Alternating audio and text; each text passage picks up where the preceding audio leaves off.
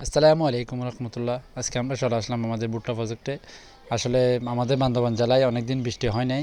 আলহামদুলিল্লাহ, আল্লাহর রহমতে বৃষ্টি হচ্ছে। খুবই শুক্রিয়া, আল্লাহ প্রতি লাখ লাখ শুক্রিয়া। আসলে বৃষ্টি না হওয়াতে কত যে অসুবিধা ছিল আমাদের এই গাছগুলো তুলতে। আমাদের এই সবগুলো এই ভুট্টা গাছ এগুলো সব সাইলেজ করা হবে, যেহেতু সময় কম।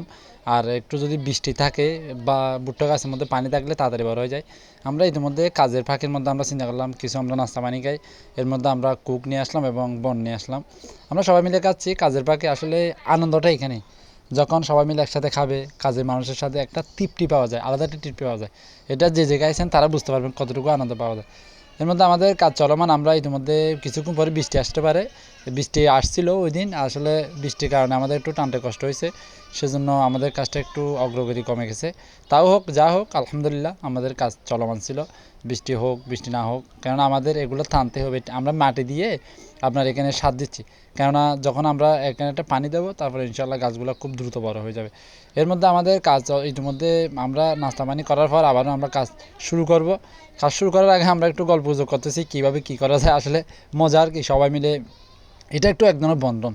এরকম সবাই আসলে খুব খুশি হয়েছে, এখানে বলে যে ঠিক আছে ভাই, কাজ আসলে আপনাকে যদি আপনি যদি কাজের লোককে যদি 20 টাকা খাওয়ান, ওরা কিন্তু আপনাকে 40 টাকা কাজ করে দেবে। এটা কিন্তু অনেকে বুঝে না। এর মধ্যে আমাদের কাজ চলমান। এর মধ্যে আমি চিন্তা করলাম আমি একটু সাথ দিই। আমি সাথ দিচ্ছি মূলত, আর আমার এক বড় ভাই সাথ দিচ্ছে, আমরা মিলে সাথ দিচ্ছি, আর এখানে যারা আছে তারা টানতেছে। এর মধ্যে আমাদের সাথ দেওয়া চলমান চলতেছে, আমরা সাথ দিচ্ছি। কেননা সার আপনার এমনভাবে দিতে হবে যেন গাছের গোড়ায় সার না পড়ে। গাছের গোড়ায় যদি সার পড়ে গাছ কিন্তু মারা যায়। আমার এর আগেও আমি একটা ভুট্টা করেছি, ম্যাক্সিমাম গাছ মারা গেছে। এর মধ্যে আমি চিন্তা করলাম আমি একটু টানি, কেননা দেখি টানতে কেমন লাগে। আসলে আমি এগুলো পারি, আমার অভ্যস্ত।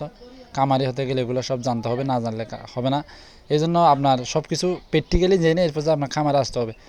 তো খামারে আসার আগে আপনার অনেক কিছু জিনিস আছে, এগুলো আপনি সবাই জানবেন। কেননা বর্তমান আধুনিক যুগ, ইন্টারনেটে সব কিছু পাওয়া যায়।